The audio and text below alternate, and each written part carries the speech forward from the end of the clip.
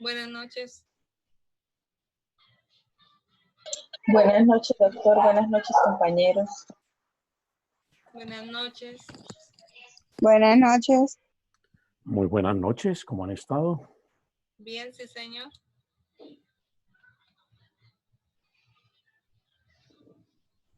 Doctora Avellaneda, muy buenas noches. Muy buenas noches. Segundito, damos aquí ingreso al mayor número de estudiantes. ¿Cuántos son en el curso que ya no recuerdo? 28 aproximadamente. Como 23. 28. 28.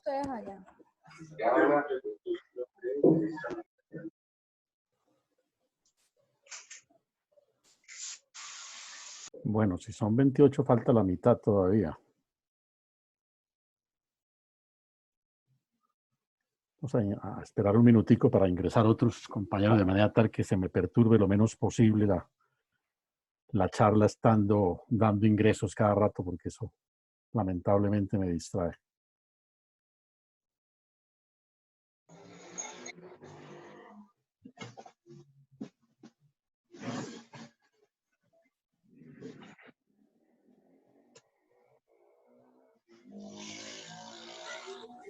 Buenas noches, profesor. Buenas noches, compañeros. Buenas noches, joven, ¿cómo ha estado? Buenas noches.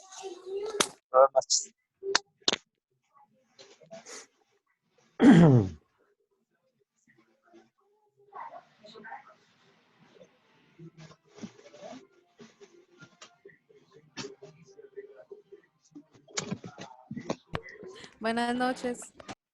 Buenas noches.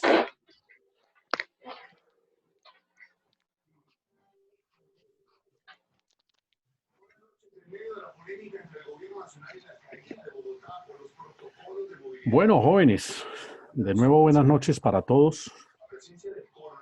Muy amables por su presencia, su participación en la clase. ¿Se me oye perfectamente? ¿Se me oye bien, claro? Sí, señor. Sí, señor. Bueno. Sí, sí.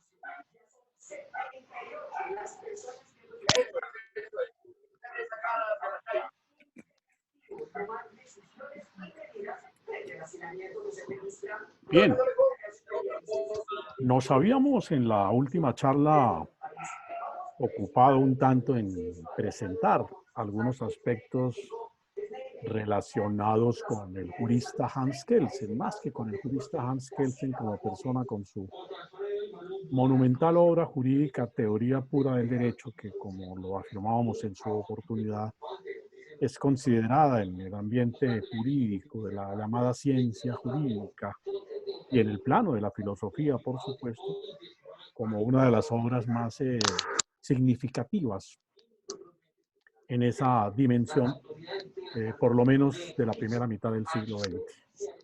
La verdad es que fue una obra que animó la discusión jurídica, revivió la discusión jurídica, la puso en otra tónica y le ha dado le dio un viraje y le ha dado un impulso a la discusión jurídica, porque las corrientes filosóficas actuales del derecho giran todavía en buena parte, son versiones, digamos, un tanto remozadas, si se quiere, de las tesis expuestas por Hans Kelsen. Algunas han remozado las tesis, otras, por el contrario, han estructurado argumentos muy fuertes en contra de las teorías kelsenianas, por manera que la grandeza de la obra de Hans Kelsen, independientemente del contenido que como tal tiene su texto, de las formulaciones, de los conceptos que allí emite, pues es trascendente, porque es una obra que ha animado la discusión jurídica, reitero, quizás como ninguna en la primera mitad del siglo XX.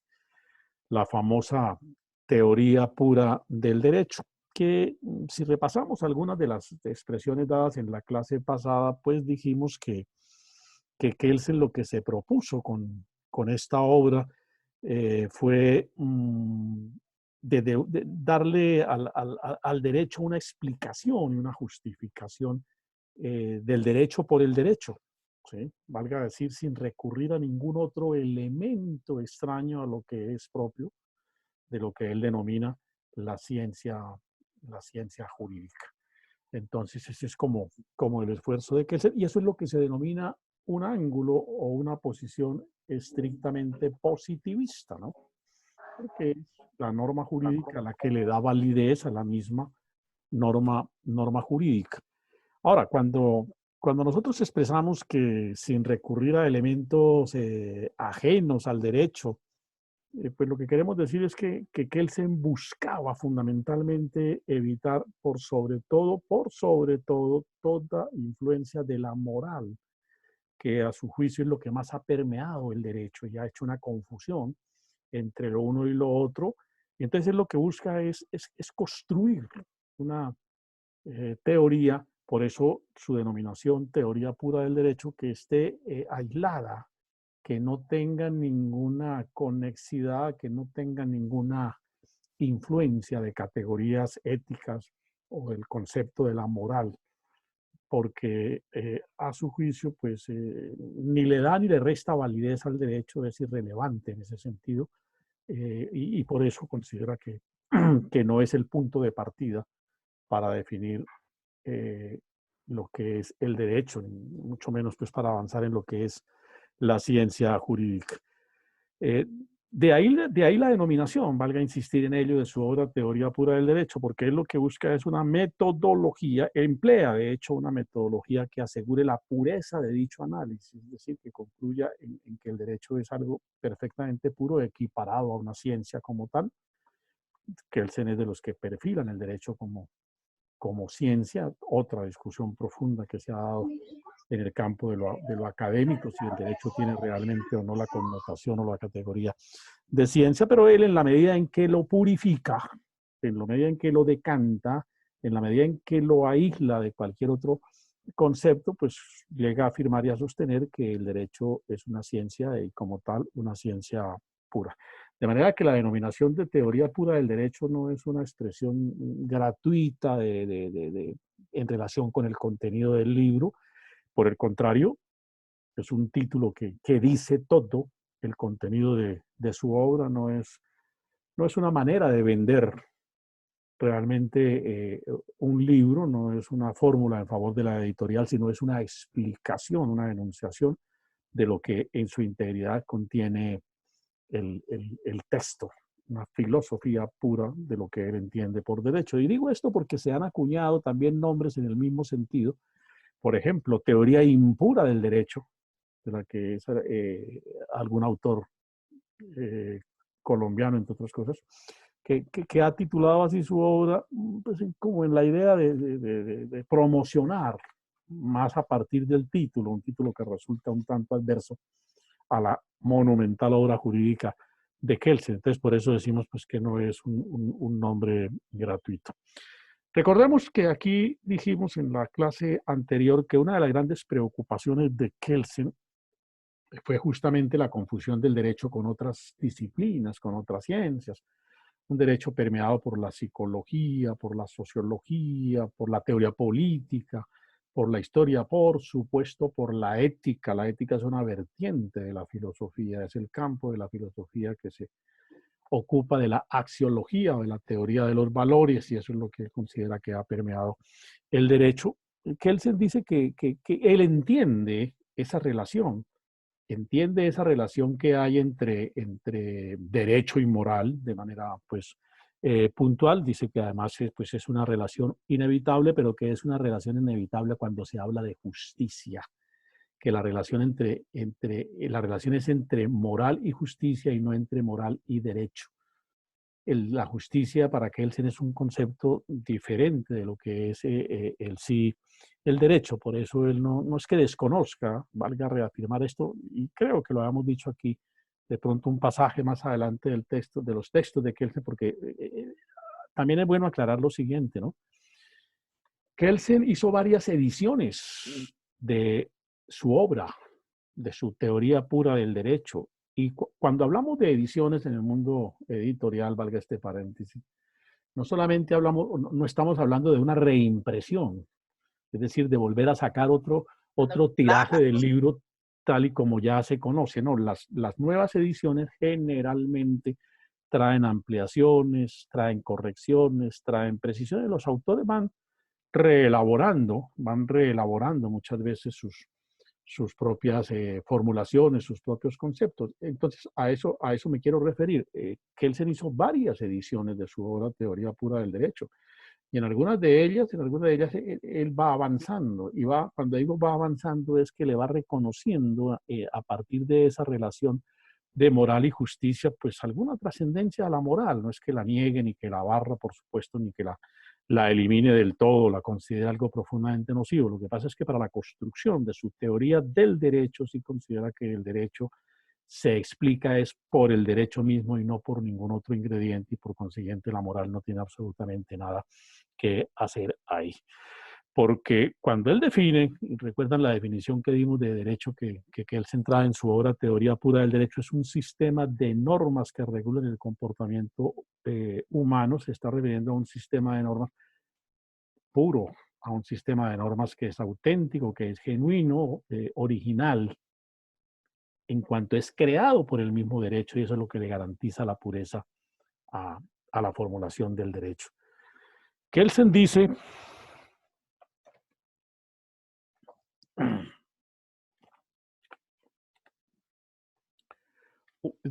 lo siguiente: una norma jurídica no vale por tener un contenido determinado. Es decir, no vale porque su contenido pueda inferirse mediante un argumento deductivo lógico o en una norma básica presupuestada, sino haber sido producida de una determinada manera. En última instancia, dice Kelsen, como a título de colofón o resumen, por haber sido producida de la manera determinada por una norma fundante básica propuesta. Es una afirmación central, capital, nuclear de Kelsen. En última instancia, por haber sido producida de la manera determinada por una norma fundante básica propuesta. Y ahí donde hemos colegido siempre la afirmación de que para Kelsen la validez del derecho está en que una norma sea elaborada, producida o creada conforme el derecho mismo le indica que debe hacerse. De ahí donde depende la validez y la eficacia de la norma, y ese corolario viene de esta premisa fundamental que sienta Kelsen: por haber sido producida de la manera determinada por una norma fundante básica propuesta. Aquí es importante que dejemos aquí en un rincón de la inteligencia por unos instantes esta expresión última, por una norma fundante básica propuesta, porque de esa afirmación de Kelsen, de ese concepto que él crea de norma básica fundante, se desprenden un sinnúmero, digamos, de consecuencias, ¿sí?, de desarrollos de la teoría kelseniana, en el sentido más adecuado del término. Es decir, ese es el punto de partida básico de la estructuración de toda la teoría kelseniana, que va a dar lugar a que ella se ramifique en planteamientos varios, pero por supuesto todos colegidos o inferidos de esta expresión de que es a partir de una norma fundante. Lo que Kelsen plantea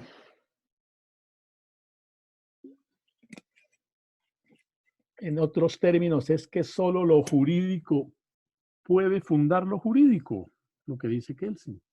Así como la moral solo puede fundarse en la moral, lo jurídico solo puede fundarse en lo jurídico. He ahí la razón de su formulación de teoría pura del derecho.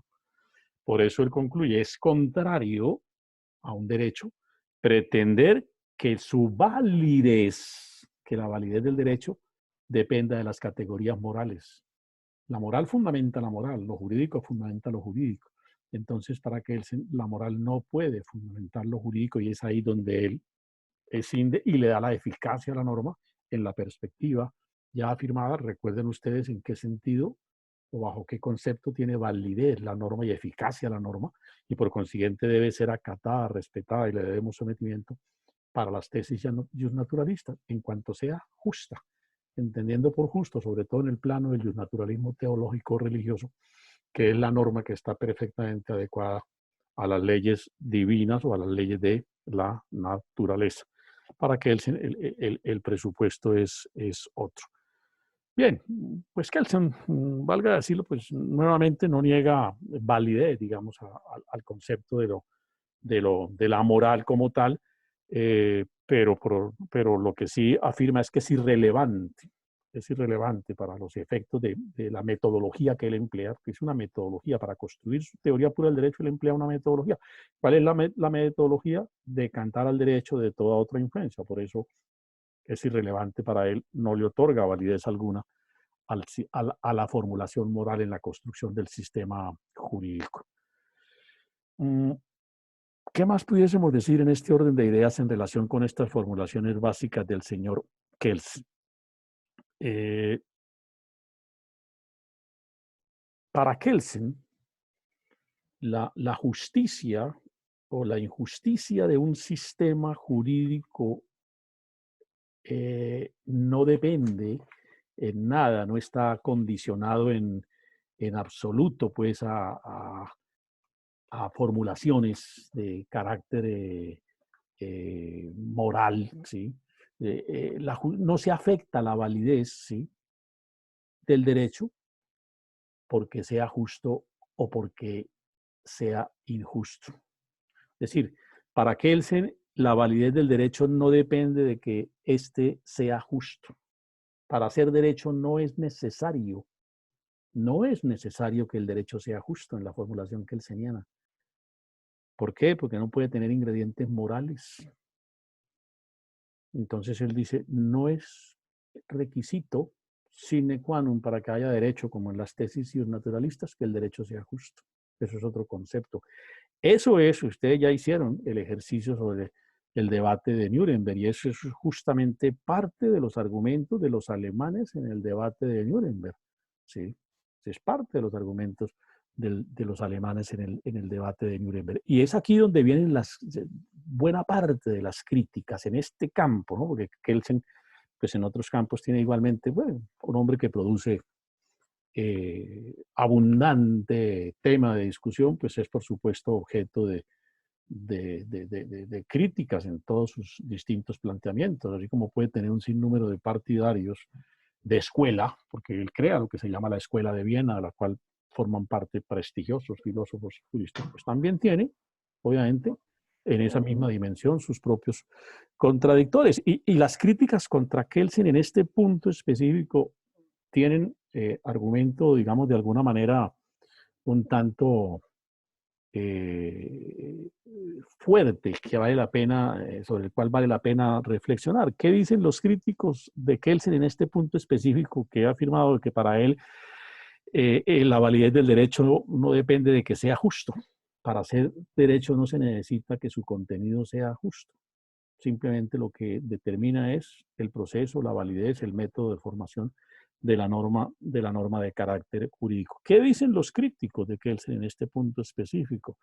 Si el derecho, le dicen, si el derecho es válido en virtud de su fuente, valga decir, de que viene de otra norma jurídica, y no por virtud de su contenido, porque eso es lo que dice Kelsen, el derecho es válido según cómo se produzca al tenor de lo que otra norma jurídica diga que debe hacerse, no por lo que la norma diga. Entonces le dicen, bueno, si eso es cierto, que la validez del derecho, según su formulación, es por la fuente, es decir, por la norma de donde viene, y no por lo que contiene, no por lo que la norma expresa o pretende proteger.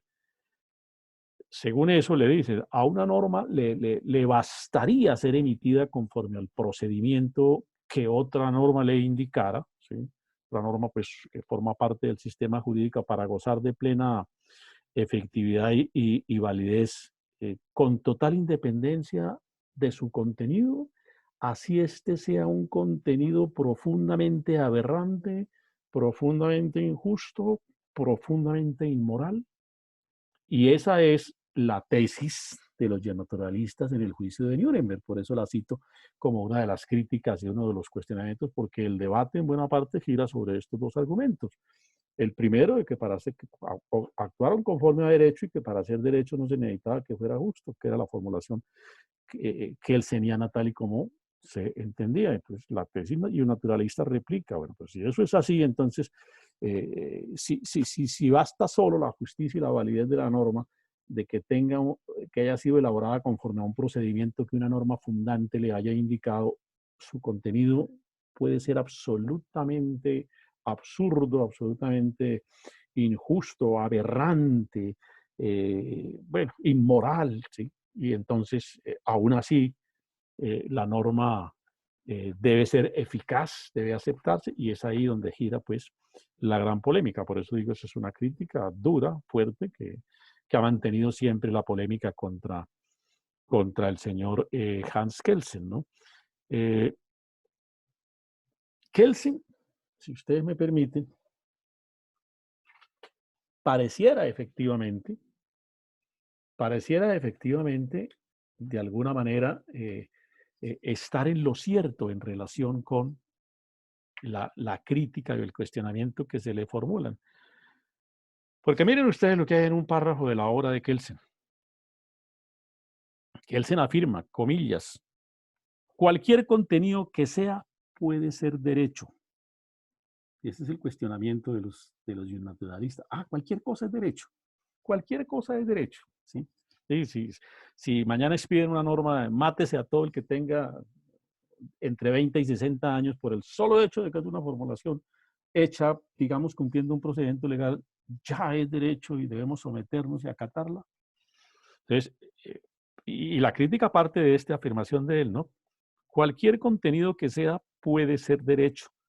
No hay comportamiento humano que, en cuanto tal, por lo que es como contenido, esté excluido de ser el contenido de una norma jurídica. Es decir, me importa un pito lo que el contenido diga. Eso no es lo que determina la norma jurídica.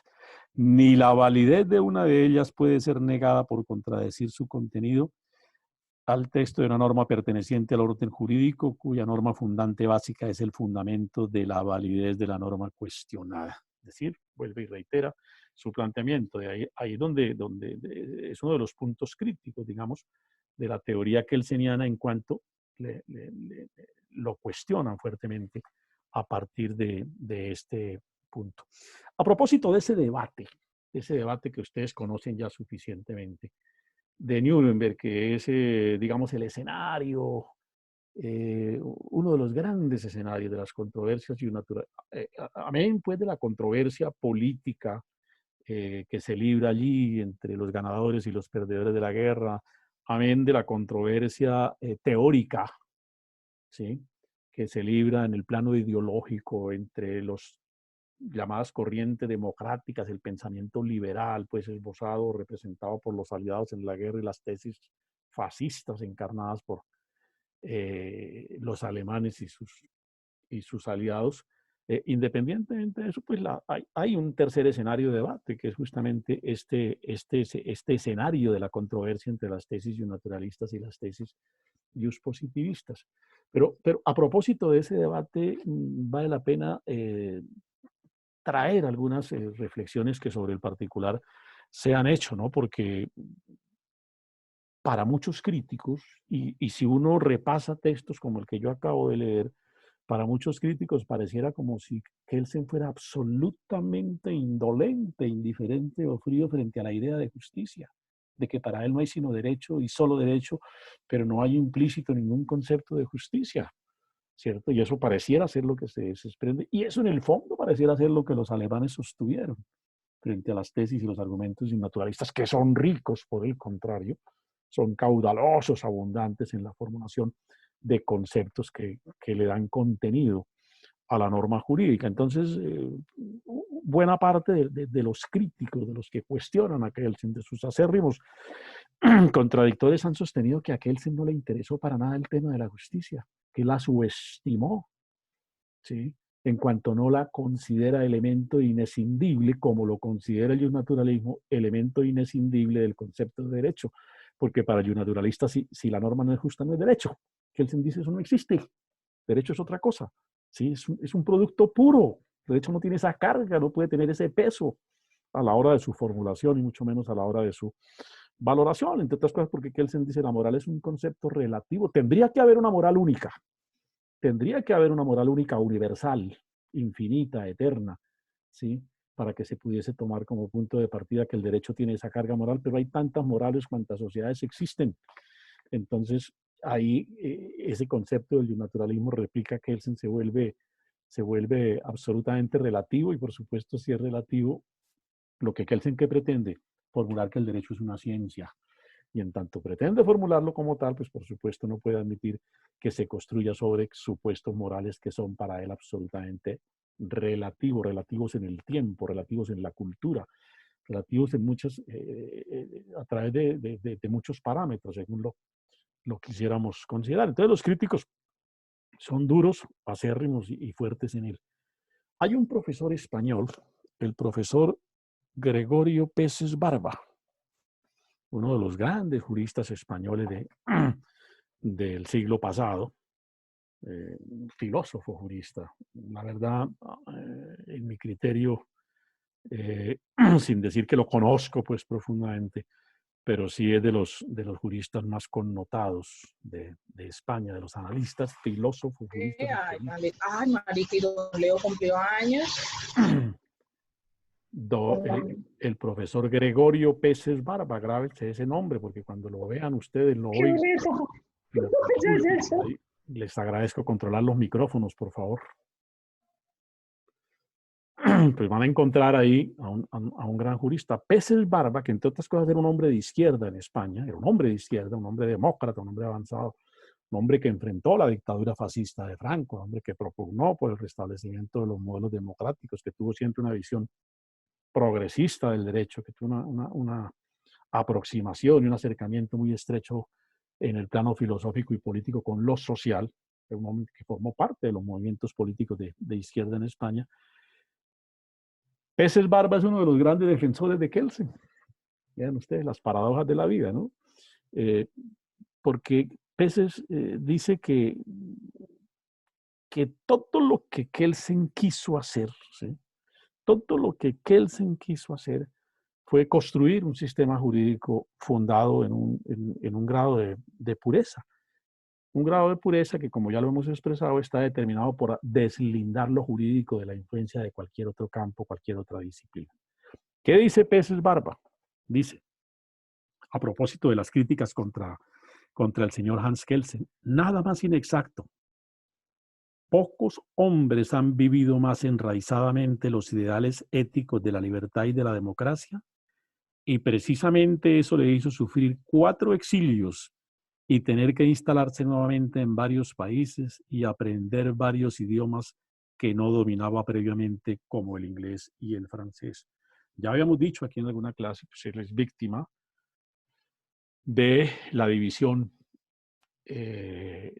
causada en la Primera Guerra Mundial, que se nace en Praga, eso era tierra austrohúngara, después se forma Checoslovaquia, Praga fue la capital de Checoslovaquia, todos esos conflictos lo llevan a Alemania, en Alemania termina pues envuelto en semejante lío con el señor Hitler y tiene que migrar después hacia los Estados Unidos, donde finalmente es acogido. Entonces por eso es que Peces Barba dice, hombre, es injusto tildar a Kelsen de ser un hombre indolente frente a los conceptos de democracia y de respeto por el sentido de la justicia cuando hace esas formulaciones de pretender construir una ciencia pura del derecho. Kelsen, en una de las tantas ediciones de su obra, en el prólogo de la obra, creo que es la que escribe en el año de 1934, si mal no estamos, Kelsen justamente hace reflexión, ¿sí? sobre esas circunstancias un tanto polémicas en el plano de lo filosófico-político que despierta sus tesis. Y esto lo traigo a colación de lo del juicio de Nuremberg, ¿no? Porque pues, que no quede la sensación de que Kelsen estaba pues, profundamente enmarcado dentro de las tesis fascistas por haber utilizado los alemanes su teoría jurídica para pretender explicar sus actos y con ellos salir favorecidos en el proceso de juzgamiento. Kelsen dice, pues lo que dice Peces Barba, ¿no? Yo lo que pretendo es construir, depurar el derecho de toda influencia ideológica, de todos los elementos de las ciencias naturales, porque él también dice que hay que escindir el derecho. ¿Y por qué habla de que hay que escindir el derecho de las ciencias naturales? Porque el derecho desde que se conoce, desde los tiempos de las sociedades antiguas, todas las ciencias partían de las observaciones de la naturaleza. Por eso el naturalismo es casi una ciencia primitiva. Por eso se desarrollan primero las ciencias, digamos, físicas de la naturaleza que las ciencias del conocimiento. o que las ciencias del intelecto en sentido estricto puro, pues toda ciencia supone un ejercicio intelectual, pero me refiero a las otras ciencias, ¿no? Más a las ciencias del ser, como habla alguien en términos escolásticos, que las ciencias del deber ser, porque todas las observaciones tomaron como punto de partida la naturaleza, y el derecho, dice Kelsen, se pretende explicar desde la concepción de la naturaleza, y por eso es que se le adicionan con cargas externas a lo que es eminente o puramente jurídico. Entonces dice él en el prólogo ese al que me refiero, yo lo que trato de construir es una teoría jurídica, una teoría de formulación del derecho, que en cuanto es pura, repito una vez más, no está cargada de ningún otro ingrediente extraño, ¿no?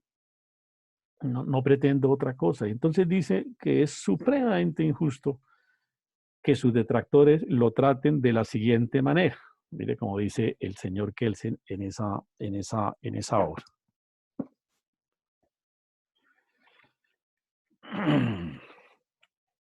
Kelsen escribe en esa obra de la siguiente manera cuando se refiere a todos sus críticos, ¿no? Para los fascistas, dice Kelsen, para los fascistas, la teoría pura del derecho se vincula con el liberalismo. Es decir, los fascistas decían que Kelsen era un impulsor de las tesis del liberalismo, y usted sabe que el liberalismo en el plano ideológico es lo que se enfrenta al fascismo. ¿Sí? Mientras que para los demócratas liberales, es decir, para los liberales, las tesis de la teoría pura del derecho le abren vía al fascismo. Es decir, los fascistas dicen que Kelsen es el propulsor o impulsor de las tesis liberales, ¿sí?, en el plano jurídico, y los liberales decían, no es cierto, Kelsen es todo lo contrario, es el impulsor de las tesis del derecho o de la ciencia jurídica en el marco de la concepción fascista que encarnaban los alemanes. Dice Kelsen, los comunistas, por su parte, rechazan la teoría pura del derecho por ser una ideología inspirada en el estatismo capitalista, la contradicción del capitalismo y el comunismo. Entonces los comunistas dicen que Kelsen es el jurista del mundo capitalista. Y los capitalistas, dice Kelsen, sobre todo los partidarios del capitalismo, para los partidarios del capitalismo nacionalista, la teoría pura del derecho era la expresión de un bolchevismo grosero, de un anarquismo disimulado. Es decir, en la otra esquina lo veían totalmente opuesto. En el plano de lo religioso, dice Kelsen, la teoría pura del derecho, algunos la condenan dizque por ateísmo. Es decir, que Kelsen es ateo porque prescinde de cualquier elemento de la moral, como la moral ha tenido en la cultura nuestra una carga, la cultura universal, pero por supuesto en la cultura nuestra una carga del cristianismo, en otras culturas carga de otras religiones. Entonces dice, por el ateísmo la condenan, ¿sí? ¿Sí? Mientras que si las religiones dicen que Kelsen es jurista del ateísmo, los ateos dicen que Kelsen, todas las tesis de Kelsen están emparentadas con la escolástica católica y con la teoría protestante del derecho. Es decir, la suerte del señor Kelsen en ese plano de las discusiones ideológico-políticas, él mismo la advierte, es supremamente difícil. En ninguna parte lo admiten, como si todos lo pretendieran excluir, ¿no? Sacar. Porque unos dicen usted de allá y los de allá dicen no señor, usted de acá, y en los distintos planos, ¿no? Él ve cómo tiene contradictores en todos los rincones y en todas las esquinas o en todos los planos de lo ideológico, de lo político, de lo filosófico y de lo religioso. Es una circunstancia que quería referir en relación con Kelsen para enmarcar también un poco el debate de lo que ocurrió en Nuremberg.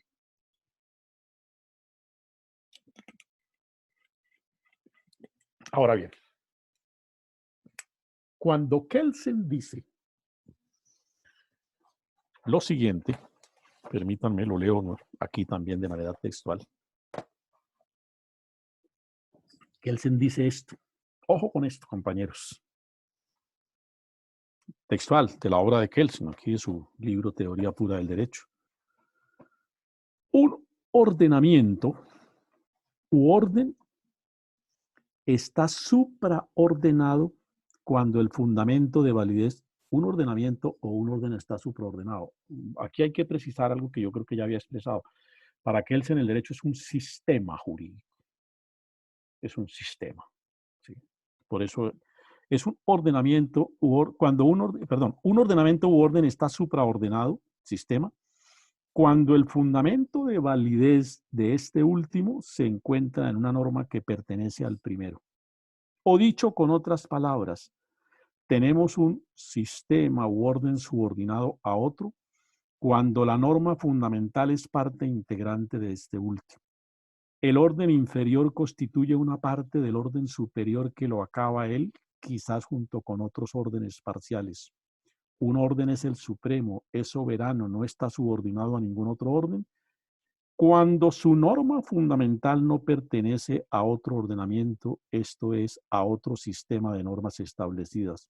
Lo cual quiere decir que esta norma fundamental no tiene una razón de validez o vigencia que sea común a otras normas, porque ella misma no fue establecida con arreglo a las determinaciones de una norma.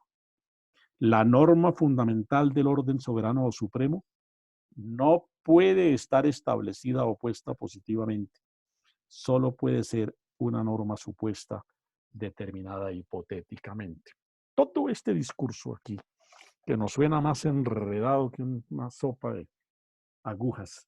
Doctor, ¿me podría regalar el número de página, por favor? Depende de la edición, porque no todas las Ah, ediciones son exactamente iguales. Y la que está leyendo, ¿qué edición es, doctor? ediciones de Kelsen hay muchísimas.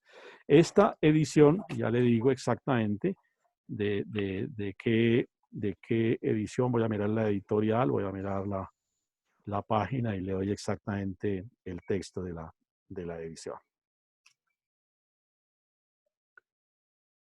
Esto es de Editorial Blume, Barcelona, 1979, página 143. Pero ediciones de Kelsen hay cualquier cantidad de ediciones, desde las comunes de 5.000 pesos hasta las costosas de 300.000 pesos. Gracias, doctor. Entonces, ¿qué es lo que dice Kelsen? Cuando él habla de la validez del derecho, está diciendo, lo hemos expresado ya en reiteradas oportunidades hasta la saciedad. Cuando él habla de la validez del derecho, dice que este debe fundarse en el propio derecho. Eso es lo que nos está diciendo aquí. Y puntualmente, ¿qué es lo que nos está diciendo? Que una norma jurídica debe fundarse en otra. Por eso es un sistema. Una norma jurídica se funda en otra. Esa, a su vez, se funda en otra. Esa otra, a su vez, se funda en otra, en otra, en otra, en otra. Es un sistema de normas entre las cuales hay jerarquía. Porque si yo dependo de una, estoy condicionado y subordinado a esa. Y esa, a su vez, depende de otra. Y esa otra, a su vez, de otra. Pues se crea un sistema único, un orden jurídico sistematizado, jerárquico, ¿sí? Que finalmente, y por eso él habla de la norma fundante, finalmente yo me voy fundando aquí, esta se apoya en esta, se apoya en este, se apoya en este, y así se va elevando y elevando, pero finalmente llega a algún punto. Un poco la demostración de Santo Tomás de que Dios existe, ¿no? Santo Tomás es un argumento un tanto similar en ese sentido, que es lo que dice Santo Tomás haciendo un paréntesis. Cuando él explica por qué Dios existe, él parte de la teoría de la causalidad. Todo movimiento tiene una causa y ese movimiento que generó también depende de otro movimiento y ese movimiento también depende de otro y llega finalmente a la conclusión de que hay un movimiento que es superior, infinito. Pero bueno, esa es otra discusión, ¿no? De otro plano, pero la estructura, digamos, del argumento en ese sentido es un tanto similar. Nos está diciendo, repito, que una norma jurídica debe fundarse necesariamente en otra y que esa a su vez está condicionada al mismo planteamiento, fundada en otra, hasta que llegamos a una cúspide, ¿sí? Es la cúspide de la famosa pirámide kelseniana, que es donde encontramos, digamos, la norma máxima, la norma hipotética, la norma que no conoce, una norma superior, una norma por encima de lo que solemos decir a veces en el lenguaje constitucional, el cielo jurídico. Por encima de ella no hay absolutamente nada más. Y es de donde deriva entonces de este concepto de que Kelsen decía hace un instante, se derivan varias formulaciones, varias discusiones, varios campos de análisis del planteamiento kelseniano en ese sentido. En primer lugar, la formulación del concepto de la norma suprema, ¿sí? De la norma suprema. En segundo término, la formulación de, esto ya en un campo más práctico, ¿no? La formulación de unos, primero de unos tribunales, de unas organizaciones que se encarguen de preservar el supuesto de que la norma es suprema, refiriéndose ya en el plano de la norma constitucional. ¿Sí? Y por supuesto de ahí derivan también, o en ese mismo espacio, digamos, de discusión, que crea el punto de kelseniano, no solamente la creación de unos cuerpos de juzgamiento en defensa de la supremacía de la norma fundante, sino también la creación de unos mecanismos a través de los cuales se pueda hacer efectivo el principio de que esa norma fundante es la suprema. En este caso, hablando de la norma constitucional, la norma fundante del Estado es la norma suprema del Estado.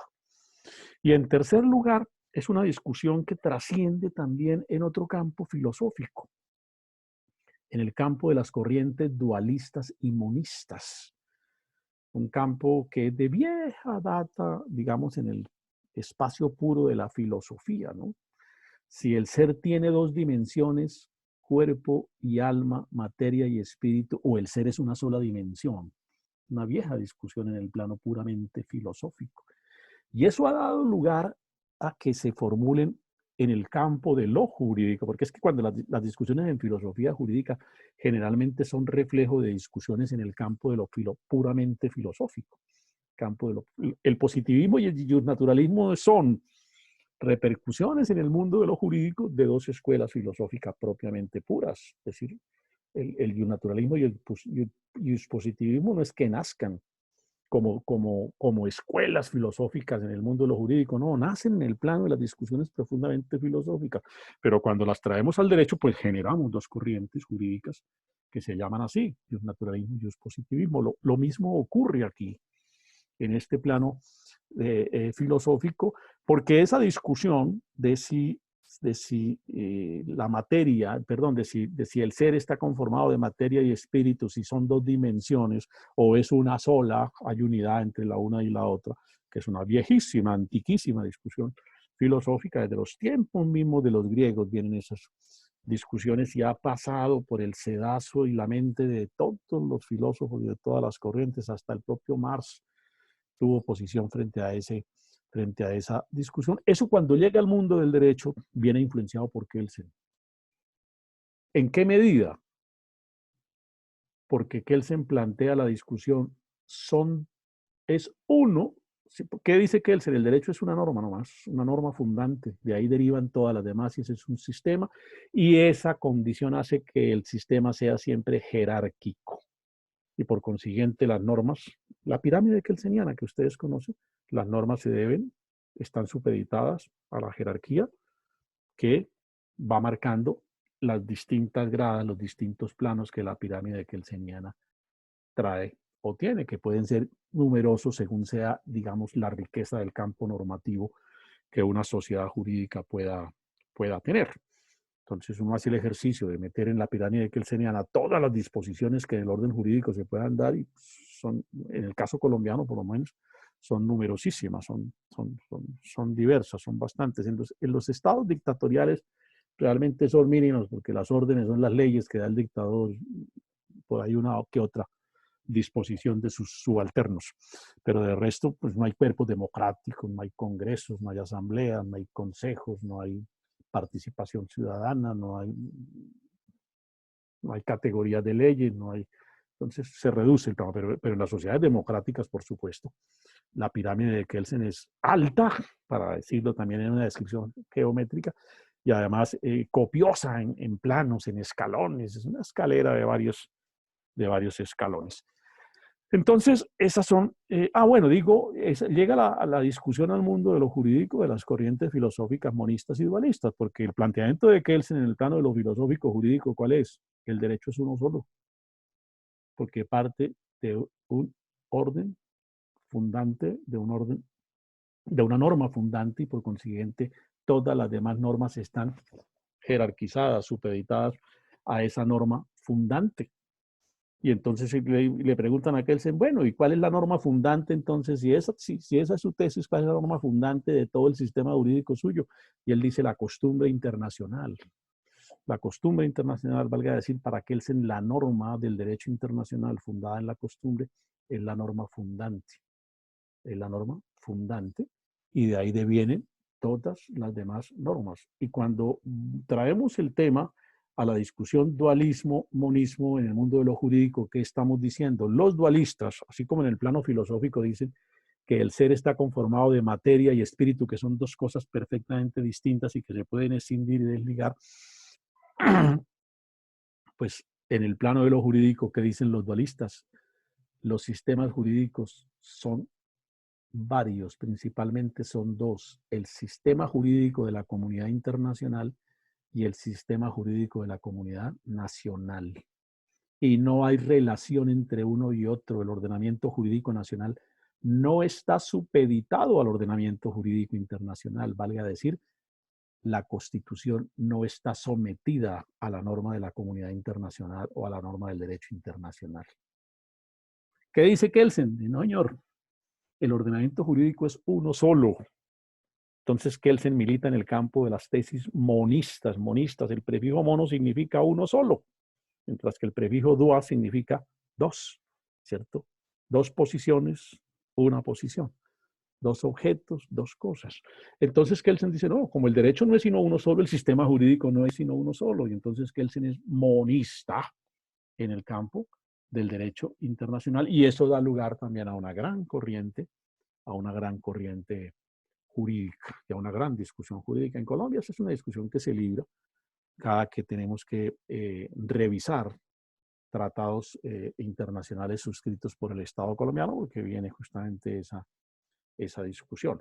Como, ¿qué somos nosotros? ¿Monistas o dualistas? Y ahí se han generado tesis varias, tesis diversas. La Corte tiene una posición. La Corte dijo no hace mucho, a propósito de los conflictos con Nicaragua, que somos monismo moderado. El señor ministro de Relaciones Exteriores, que era, no hace mucho, el doctor Carlos Holmes Trujillo, dijo aquí somos un dualismo moderado. La academia jurídica le ha dado palo, escúsenme el término, todo el garrote, como se dice popularmente, que se pueda comer la Corte, porque la crítica de la academia internacional, del mundo académico a esa sentencia de la Corte ha sido dura, sosteniendo que hay otra posición, que la Corte interpretó mal. Finalmente, pues aquí estos son elementos un tanto extraños al tema central de la clase. Pero hago mención a ellos porque esa posición de Kelsen en el mundo de lo jurídico trae otra gran escisión, otro gran debate al interior del derecho. Traslada al derecho el debate filosófico entre las tesis monistas y las tesis dualistas. Y entonces arma otro debate que tiene, por consiguiente, una gran actividad. Yo quisiera, muy brevemente, por supuesto, y si incurro en ello, no interferir, excusas anticipadas al docente y a ustedes, sus alumnos, si de pronto interfiero en el campo de alguna otra asignatura, particularmente de las asignaturas que tienen que ver con los temas constitucionales. Pero referirme de manera por demás sucinta, al discurso de la norma suprema, porque esa es una gran conclusión del discurso kelseniano, ¿sí? La norma fundante. Y entonces nos remontamos un poco a la pirámide kelseniana nuestra, a la pirámide de Kelsen tal y como nosotros la tenemos diseñada, como la conocemos. Ustedes ya la ubican perfectamente, no hay necesidad pues, de ponernos aquí a pintar la pirámide kelseniana. Y entonces encuentran que en la cúspide la pirámide tiene como punto máximo, como cierre del ángulo superior, a la Constitución. Bueno, también depende cómo se pinte la pirámide de Kelsen, porque hay posiciones, hay dos posiciones a través de las cuales los teóricos explican la pirámide kelseniana. Una, escúchenme la figura así, que tiene el vértice en la parte máxima, y aquí estaría la norma constitucional y todo lo que está dentro del ángulo de la pirámide, valga decir, entre mis dos brazos, pues es todo el conjunto jurídico que se da siempre supeditado a la norma de carácter constitucional. No puede haber una norma que no esté vinculada, creo que lo decía aquí la vez pasada, umbilicalmente a la norma constitucional, porque todas están supeditadas en jerarquía. Y finalmente, en el discurso kelseniano, es una sola norma y todas se deben, todas concluyen finalmente, directa o indirectamente, relacionadas con la norma constitucional. Lo que hace la Corte cuando juzga normas de constitucionalidad, pues es justamente verificar eso. Si la norma es compatible o no con la Constitución, o está por fuera, o está por fuera del mundo, está por fuera de la pirámide.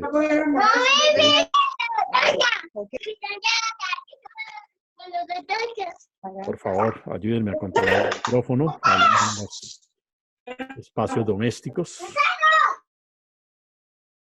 Listo. Entonces lo que digo es, esa es una manera. ¿Cuál es la otra manera? A la inversa, ¿no?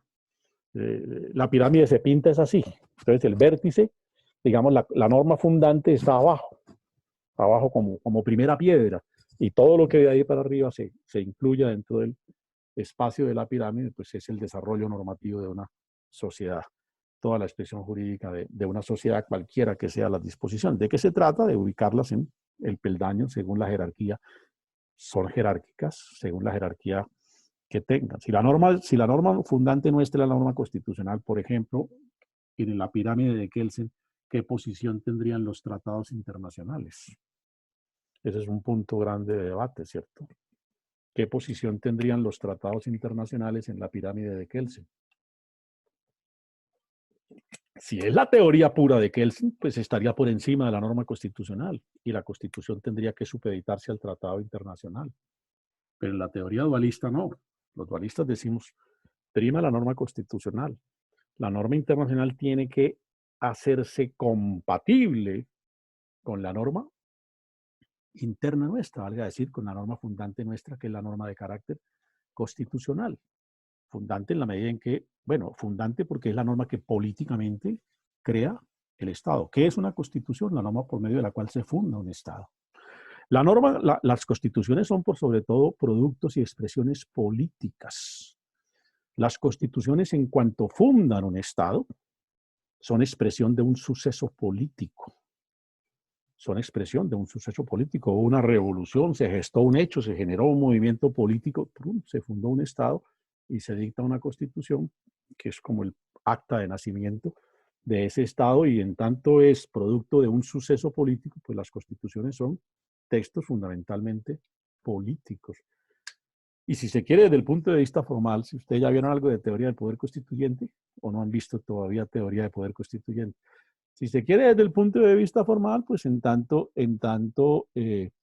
la norma es hecha por quien tiene el poder supremo para hacerlo, pues es norma fundante del Estado, ¿sí? Entonces, en cualquiera de esas visiones, la norma constitucional tendría esa connotación de norma suprema. Si la norma es suprema, ¿sí? Y en el marco kelseniano no hay por encima de ella ninguna otra, es esencial en teoría constitucional afirmar que, o mejor, es propio de la ciencia constitucional afirmar el principio de la supremacía de la norma constitucional como un principio inherente, consustancial, está en la esencia de la norma constitucional. Es del espíritu de la norma constitucional ser suprema, valga decir, estar en el punto máximo, ¿sí?, del ordenamiento jurídico. Si es fundante, es suprema. Por eso es de la esencia de la norma constitucional ser norma suprema. Si ustedes miran el artículo 4 de la Constitución nuestra, ¿alguien tiene por ahí una Constitución a la mano? Allá veo que una señorita muy acuciosa y muy ágil toma la Constitución y nos va a ayudar con la lectura del artículo 4. Por favor.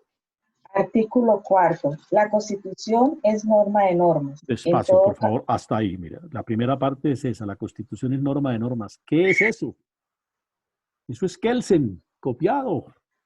La Constitución es norma, Kelsen decía, es la ley de leyes, para decir, es la norma suprema fundante del Estado.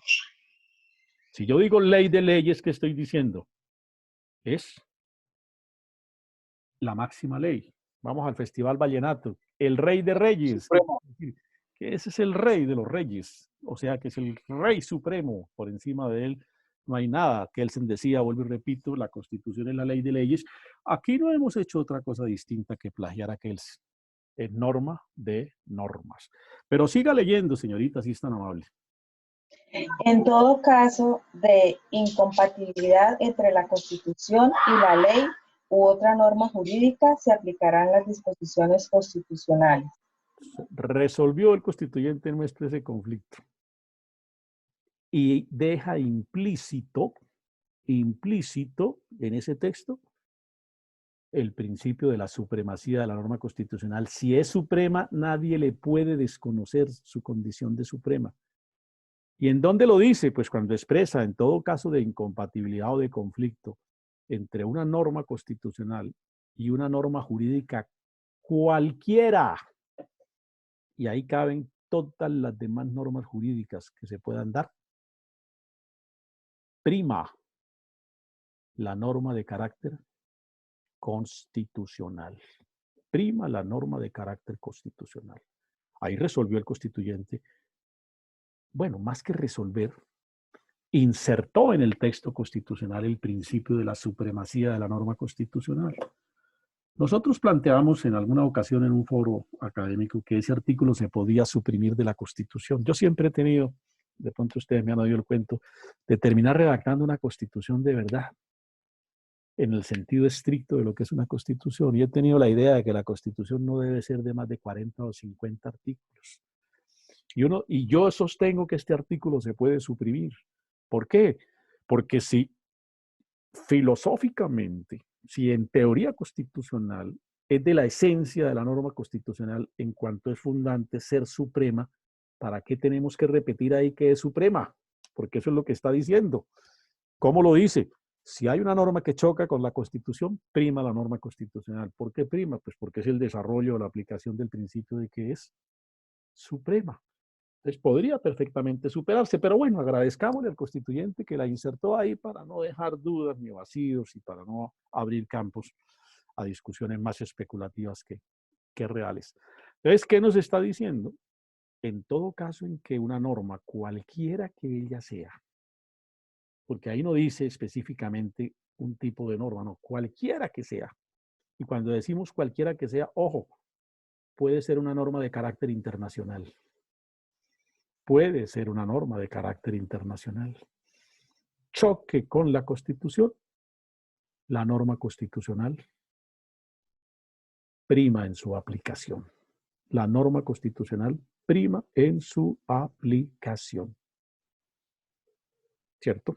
Entonces el conflicto quedó resuelto y enfatizamos el principio de la supremacía de la norma constitucional, que es una aplicación. El artículo 4 es Kelsen textual ahí.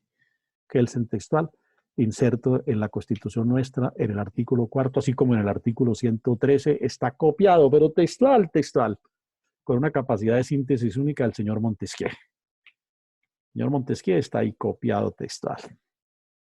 Cuando habla de que el poder público se divide en 3 ramas, la legislativa, la ejecutiva y la judicial, eso es Montesquieu, ahí textualito. Entonces, esa sí es una norma que debe preservarse en el ordenamiento constitucional del Estado nuestro.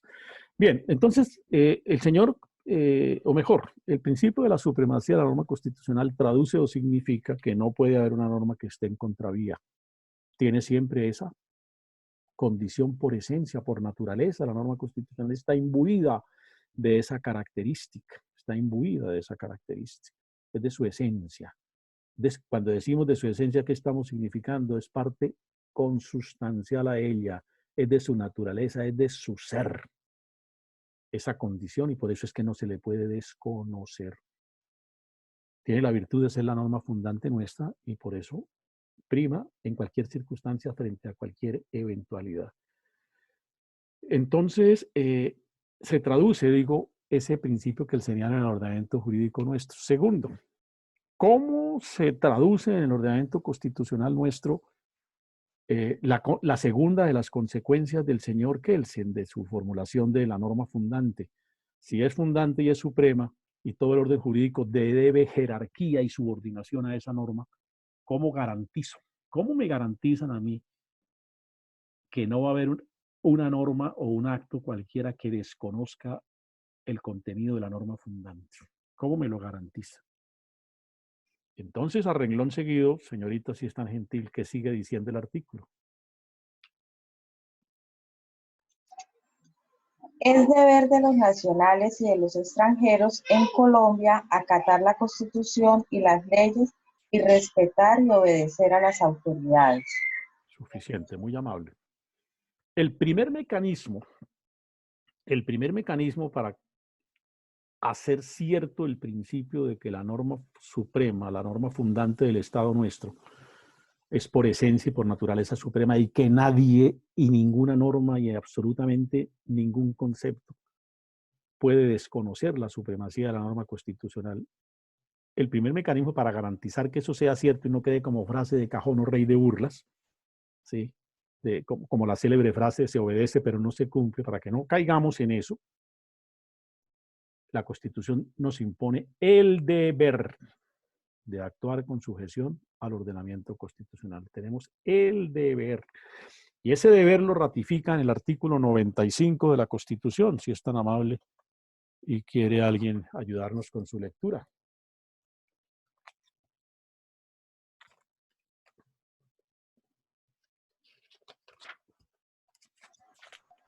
La calidad de colombiano enaltece a todos los miembros de la comunidad nacional. Todos están en el deber de engrandecerla y dignificarla.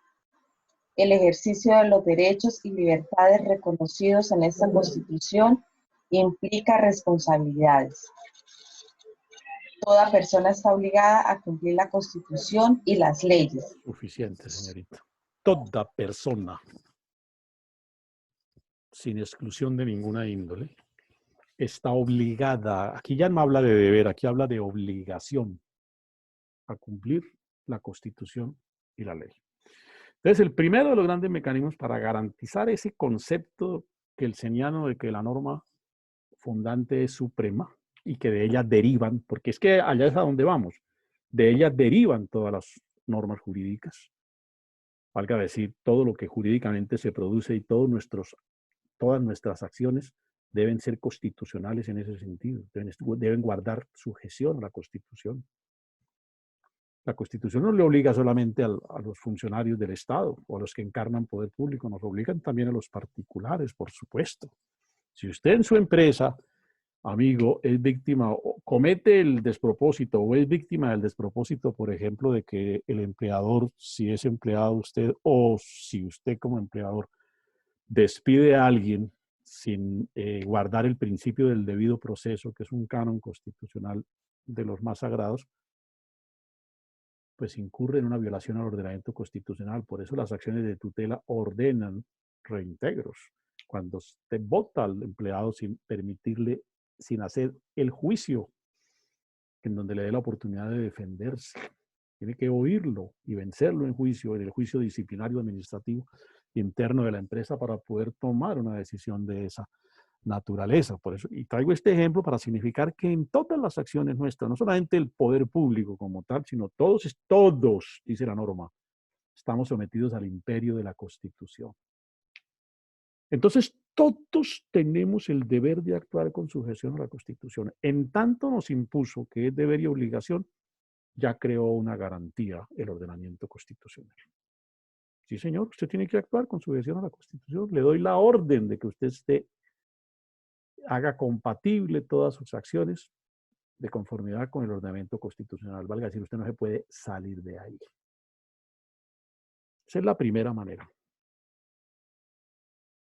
Pero puede acontecer, mis queridos jóvenes, como a diario lo vemos, si no, no existirían las cortes constitucionales, que se produzcan hechos, acciones o actos jurídicos que vayan en contravía de la Constitución, desde luego. Y muchos de esos actos, ¿por qué no?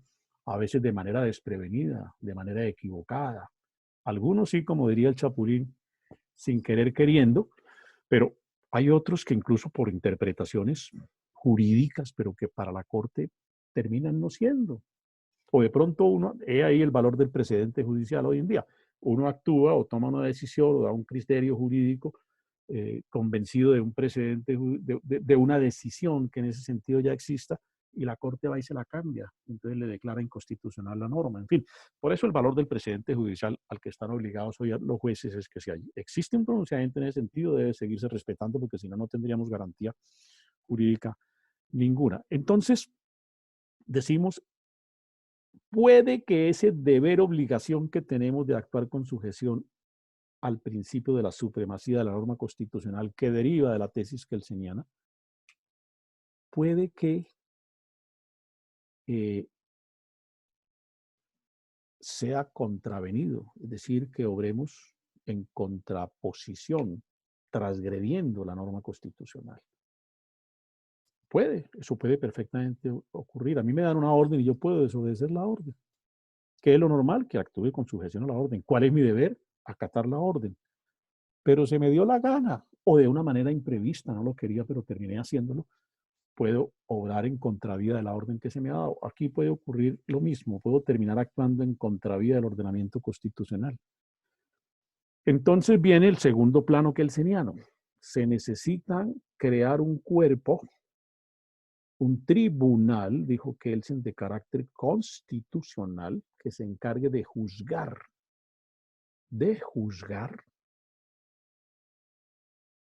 los actos que vayan en contravía del principio de la supremacía de la norma constitucional. Entonces, Kelsen termina formulando la creación de los tribunales constitucionales. Termina formulando la creación de los tribunales constitucionales y de lo que él llama el control constitucional concentrado, es decir, que todo ese sistema de control constitucional lo ejerza un solo cuerpo judicial. Una sola corte resuelve todos los conflictos de constitucionalidad. Contrario censo de los sistemas difusos donde hay varios cuerpos que resuelven los conflictos de constitucionalidad, como en el caso colombiano. La Corte Constitucional, los tribunales, los jueces, todo el mundo, hasta los particulares podemos resultar en un momento dado tomando decisiones en relación con la constitucionalidad de una norma. Entonces, él propone eso. Hay que crear unos cuerpos judiciales que se especialicen y atiendan únicamente a la defensa del orden constitucional, porque es el orden supremo del Estado. Artículo 241, por favor, alguien que me ayude con su lectura.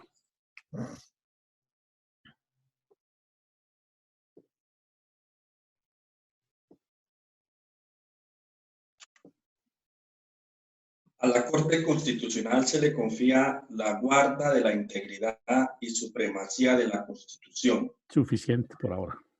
Ahí queda perfectamente claro que la Corte Constitucional está creada por el constituyente del 91. ¿Para qué?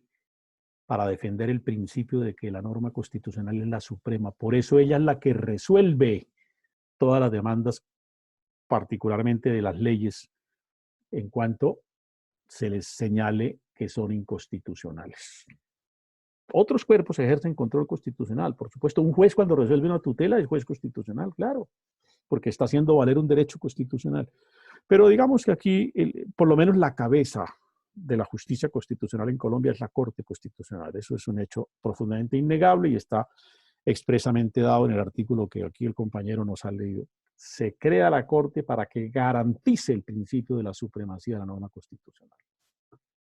Y segundo, la Constitución en ese artículo y en otros, particularmente en el 241, en los artículos relativos a los sistemas en los artículos relativos a los estados de excepción, como el que en este momento impera en Colombia, el estado de excepción de emergencia, y en el artículo cuarto mismo, consagra mecanismos jurídicos para que en la eventualidad en que obremos, no respetemos el deber o la obligación que tenemos de actuar con sujeción a la Constitución, esos mecanismos se activan para tomar correctivos de manera tal que el principio de la supremacía de la norma constitucional se restablezca. Sí, se restablezca. Puede que salga una ley que sea inconstitucional. Esos mecanismos de control constitucional se activan para evitar que termine finalmente afectándose o desconociéndose el principio de la supremacía de la norma constitucional. Entonces hay dos grandes tipos de mecanismos. El mecanismo primero, o la primera manera, digo, de garantizar el principio de la supremacía son los deberes y las obligaciones que tenemos de actuar conforme nos lo impone la Constitución con sujeción a ella. La segunda forma son a través de los distintos mecanismos de control constitucional que ejercitamos o que se accionan cuando quiera que actuamos en contravía del ordenamiento constitucional del Estado. Y en Colombia es variado, es extensa, digamos, particularmente numerosa cuando comparamos con las constituciones de otros estados en este tema. Es particularmente numeroso y atractiva, por lo demás, la constitución nuestra. Rica, aquí disfruta uno en este capítulo del control constitucional, porque miren ustedes, aquí tenemos 6 grandes sistemas de control constitucional. 6 grandes sistemas.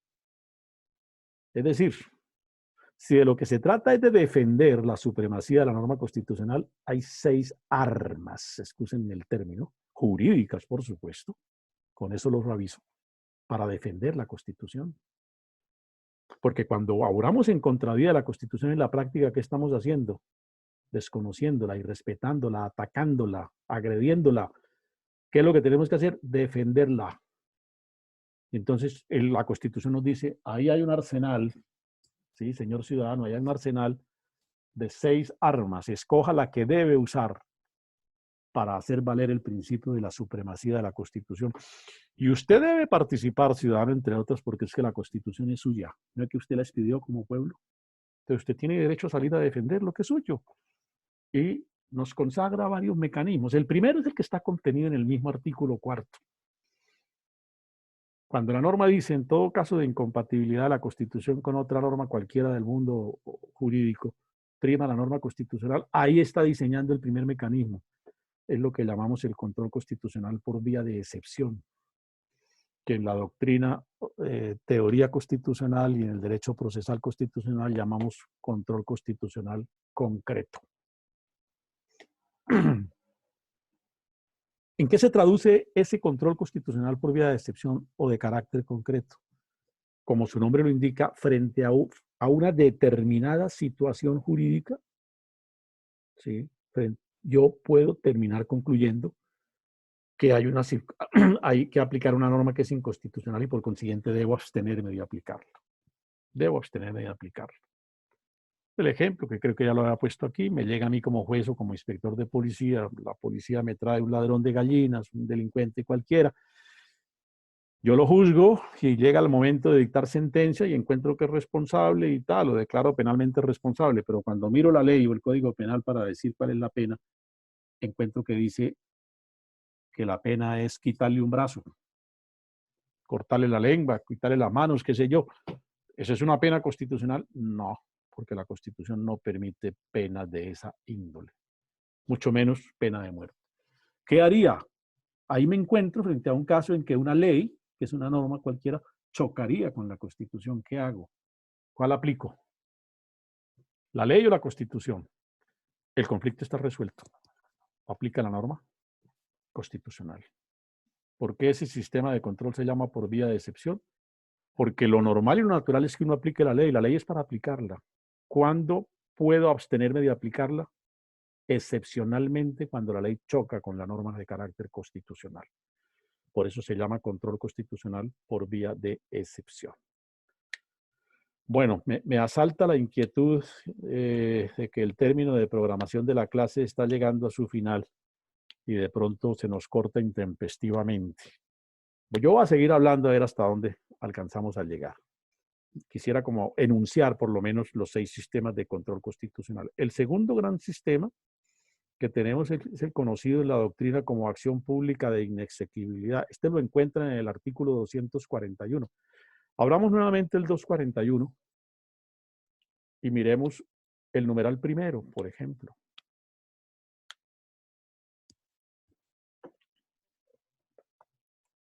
Decidir sobre las demandas de inconstitucionalidad que promuevan los ciudadanos contra los actos reformatorios de la Constitución, cualquiera que sea su origen, solo por vicios de Listo. procedimiento en su formación. Suficiente. Muy amable. Ahí que nos está diciendo que los ciudadanos podemos demandar los actos que reformen la Constitución, que estimemos nosotros se han creado, desconociendo la fórmula que él señala, los procedimientos que se han establecido para poder reformar la Constitución. Eso es lo que dice el artículo 241, numeral primero. El numeral tercero, el cuarto, decidir sobre las demandas de inconstitucionalidad que presenten los ciudadanos contra las leyes. El quinto, decidir sobre las demandas de inconstitucionalidad que presenten los ciudadanos contra los decretos con fuerza de ley dictados por el Gobierno Nacional con fundamento en los artículos tales y tales. Finalmente, podemos decir que el segundo gran mecanismo de control constitucional es el control que los ciudadanos ejercemos por medio de lo que la doctrina denomina la acción pública de inconstitucionalidad. Así se llama el mecanismo por el cual un ciudadano demanda la constitucionalidad o la inconstitucionalidad, mejor, de una ley. ¿Quién lo puede hacer? Cualquier ciudadano. ¿Se requiere ser abogado? No. Lo que pasa es que la Corte le ha venido poniendo una serie de requisitos que hoy en día ya no es tan fácil para cualquier ciudadano. Nos cuesta trabajo a los abogados, pueden pensar cualquier ciudadano. Pero el espíritu inicial de la norma era ese, que todos los ciudadanos saliéramos en defensa de la Constitución. Porque, como decía antes, es nuestra. Y uno está obligado a defender lo que es de uno. Y está obligado a reivindicar los agravios que le hagan. Y si me ofenden mi Constitución, que es la mía, estoy llamado a defender la Constitución. Estoy llamado a defender la Constitución. Entonces, ese es un presupuesto esencial. Ese es el segundo gran mecanismo de defensa del orden constitucional o del principio de la supremacía. ¿Cuál es el tercer mecanismo? El llamado control automático, de que hablan los artículos relativos a los estados de excepción. Por ejemplo, ahora en Colombia estamos en un estado de excepción, el previsto en el artículo 215 del estado de emergencia. Es una facultad que la Constitución le da al presidente para que el presidente dicte normas como si fuesen leyes. Es decir, el presidente es legislador. Por eso esos decretos se llaman decretos legislativos. Son como si fuesen leyes. Si ustedes los ponen en la pirámide de Kelsen, están ahí mismo, en el mismo escalón de las leyes. Porque son como si fuesen leyes. Es la trascendencia de un presidente que por virtud de una circunstancia excepcional se tiene que volver legislador. Se tiene que volver legislador porque si el Congreso viniera a legislar, hasta ahora estaban comprando los pasajes para que vinieran a reunirse después de un mes de pandemia. Entonces, por eso la Constitución dice, presidente, actúe, yo lo habilito para que usted se vuelva legislador. Eso sí, de una manera muy reglada, ¿no? Muy limitada. Y precisamente, como es de una manera muy reglada y limitada, se crea un control constitucional que se denomina la doctrina automático para que la Corte revise inmediatamente si esos decretos son o no constitucionales. En eso está la Corte. Yo creo que a más tardar en 8 o 15 días comienzan a salir las primeras sentencias de la Corte en relación con los decretos que el gobierno ha venido dictando con fundamento en el estado de emergencia. ¿Por qué se denomina automático ese sistema de control? Porque tan pronto se produce el decreto, el sistema se acciona. Es decir, el sistema de control debe entrar a operar inmediatamente. Es como los tacos de la luz. Pongo este ejemplo, ¿no? ¿Qué ocurre con lo que llamamos los tacos de la luz? Yo siempre he oído hablar de los tacos de la luz. ¿Qué ocurre? ¿Para qué son? De otras cosas. ¿Para qué son eso que llamamos tacos de la luz? Que yo veo que existen en las cocinas y en todas partes en las casas. Para controlar el sistema electrónico de la casa. Sí, ¿en qué circunstancia? Cuando haya alguno de esos tacos, pues el sistema eléctrico interno, alguno de ellos falle. Entonces eso permite que no todos se choquen y haya un cortocircuito. Opera, se dispara automáticamente. Eso es que hoy, cuando el pico de corriente se desfasa, se hace anormal y pone en riesgo digamos, la vivienda, los utensilios, los objetos. Le agradezco su explicación, muy útil. Y eso es un control automático. Los tacos son automáticos, no necesitamos ir a moverlo. Él mismo se dispara, tan pronto se produce el pico anormal, ¡ta! Él obra como un sistema de seguridad, inmediatamente se dispara y controla la corriente desmedida, la corriente desproporcionada. Aquí es lo mismo, por eso se llama automático, porque tan pronto el gobierno dicta un decreto, inmediatamente la Corte entra a revisar la constitucionalidad, considerando, por supuesto, que el presidente se volvió excepcionalmente legislador. ¿Era necesario? Sí. Que se volviera legislador, por supuesto, pero como está limitado como legislador, la Corte tiene que estar vigilante de que no contravenga, fundado en su poder, el principio de la supremacía de la norma constitucional y termine dictando disposiciones que son inconstitucionales. Ayer antier veía, por ejemplo, que en San Salvador, la Corte de allá declaró inconstitucional la norma por la cual el presidente de la República dictó un decreto que todo aquel que salga en cuarentena es sancionado y puede ser llevado preso. Creo que una norma similar hay en Colombia. Allá la declararon inconstitucional. No la cuarentena, sino las consecuencias de omitir el cumplimiento de la cuarentena. Vamos a ver aquí la Corte qué dice. Vamos a ver, aquí puede que tenga otro criterio. Bueno, entonces, ese es otro sistema de control constitucional. Un cuarto sistema de control constitucional es el llamado control preventivo.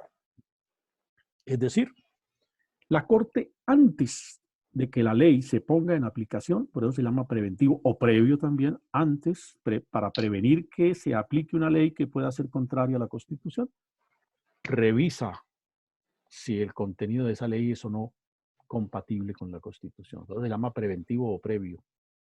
¿Previo a qué? A la aplicación de la ley. Es el caso específico del numeral 10 del artículo 241 de la Constitución. Alguien ahí rápidamente que me ayude a leerlo. Bueno, sí, por favor. Decidir definitivamente sobre la exequibilidad de los tratados internacionales y de las leyes que los aprueban. Con tal fin, el gobierno lo remitirá a la Corte dentro de los 6 días siguientes a la sanción de la ley. Cualquier ciudadano podrá intervenir para defender o impugnar su constitucionalidad.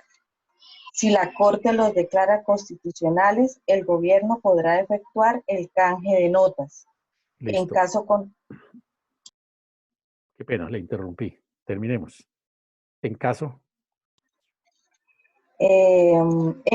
contrario, no serán ratificados. Cuando una o varias normas de un tratado multilateral sean declaradas inexequibles por la Corte Constitucional, el presidente de la República solo podrá manifestar el consentimiento formulando la correspondiente reserva. Bueno, ¿qué es lo que nos dice ese artículo? Que un tratado, antes de que el gobierno lo ponga en aplicación, la Corte lo debe revisar si es o no es compatible con la Constitución. Y aquí entra en escena el debate, ¿somos monistas o somos dualistas? Porque la norma del tratado es una norma del derecho internacional. El gobierno lo firmó, sí, pero no lo puede aplicar al derecho nuestro mientras la Corte no revise su Constitución. Primero, mientras no lo volvamos ley de la República. ¿Qué es lo que dice el dualismo? Para que esa norma del mundo internacional se pueda aplicar internamente, tenemos que abrirle la puerta de la casa y permitir que ingrese a la casa. ¿Cómo le abrimos la puerta? El gobierno, una vez firma el tratado, lo manda al Congreso y le dice, vuélvalo ley de la República para yo poderlo aplicar. Porque mientras tanto, así sea norma internacional, no lo puedo aplicar. Aunque la Convención de Viena, que es el estatuto de los tratados, dice que se puede aplicar, el derecho interno nos dice que no se puede aplicar, mientras no sea ley de la República. Por eso dice el artículo. Una vez firmado el tratado, el presidente lo manda al Congreso para que lo vuelva ley. Y una vez el Congreso lo vuelve ley, el presidente debe mandar esa ley a la Corte para que la Corte examine si ese tratado es o no compatible con la Constitución. Desde luego, si la Corte dice es inconstitucional, chao bambino, hasta ahí llegó el tratado. Pero si dice es constitucional, es la última parte que casi no le dejo leer a la señorita, que es lo que dice, puede usted, gobierno, coger su tratado y hacer el canje de notas, es decir, decirle al otro estado, estoy listo para cumplir el tratado, aquí están, le acredito que ya cumplí todos mis requisitos internos, muéstreme usted la misma certificación o la misma nota de que usted también puede cumplir ya el tratado, y ahí sí comienza a operar el tratado. Ese es el sistema de control preventivo previo que opera para otras figuras, en el caso de las leyes estatutarias, bueno, y otros eventos ahí en los que no me extiendo más. Las dos últimas formas de control constitucional son la acción, el medio de control, como dice ahora el Código Procesal Administrativo, el medio de control de acción pública de nulidad por inconstitucionalidad que ejerce el Consejo de Estado, artículo 239, creo que es, o 237, perdón, si mal no estoy. 237, numeral segundo, conocer de las acciones de nulidad por inconstitucionalidad de los decretos dictados por el Gobierno Nacional cuya competencia no corresponda a la Corte. Los decretos que no le corresponda a la Corte conocer, que son todos los decretos que tienen fuerza de ley, valga decir, los que no tienen fuerza de ley, la constitucionalidad de esos decretos las examina el Consejo de Estado. Y el último mecanismo de control constitucional es la acción de tutela, que está prevista en el artículo 86, de la que estoy seguro saben ustedes más que yo, que es la acción de tutela. De manera que ahí enuncio rápidamente todos los mecanismos de control constitucional que son finalmente consecuencia, que están profundamente vinculados, porque todos están enfilados, encaminados a defender el principio de que hay una norma fundante que es suprema, que es finalmente el discurso kelseniano. Kelsen terminó ideando todo este discurso. Puede que no lo haya construido todo, pero sientan las bases. Ahora, no es original 100%, porque las tesis de la supremacía de la norma constitucional vienen de vieja data. Lo que pasa es que él las recoge y las elabora y las sistematiza en una teoría pura del derecho. Pero las tesis eran de vieja data, por supuesto. Eran discusiones como las tesis monistas y dualistas, vienen de vieja data, son anteriores a Kelsen, pero él, con su formulación de la teoría pura del derecho, replantea la discusión, la reordena y finalmente termina encauzándola en la creación de los mecanismos de control constitucional. Aunque tampoco sea original en la creación de los mecanismos, por lo menos termina sistematizándolos y ordenándolos en ese sentido. Bueno, jóvenes, les agradezco mucho su presencia, su interés, su participación.